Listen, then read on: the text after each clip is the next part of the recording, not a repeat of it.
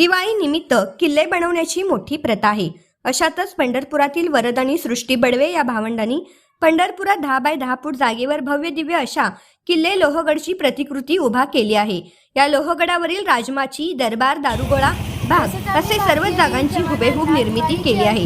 तसेच या भावंडांनी दिवाळीची भेट म्हणून भारतीय सैन्याला भेटवस्तूही देऊ केल्या आहेत। पंढरपूर परिसरात या भावंडांची कलाकृती पाहण्यासाठी लोकांची गर्दी होत आहे। घालणार आहोत आणि त्यांना भारतीय वीर जवानांना देणार आहोत। तसेच आम्ही किल्ल्याची जी माती आहे ती रोपे लावायला वापरतो आणि भेट देतो आणि ती रोपे लावतो।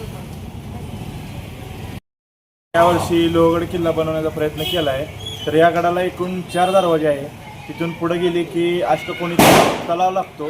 त्या अष्टकोनी तलावाच्या समोर महादेवाचं मंदिर आहे आणि तिथंच एक हनुमंताचं मंदिर आहे।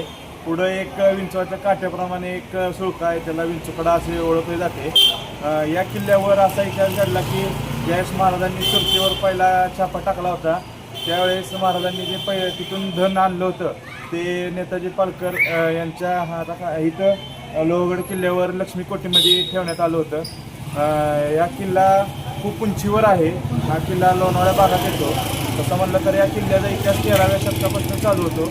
1657 साली छत्रपती शिवाजी महाराजांनी हा किल्ला पहिल्यांदा आपल्या स्वराज्यात सामील केला।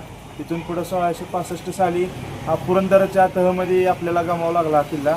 मग तिथून 1670 साली शिवाजी महाराजांनी हा किल्ला आपल्या स्वराज्यात सामील केला।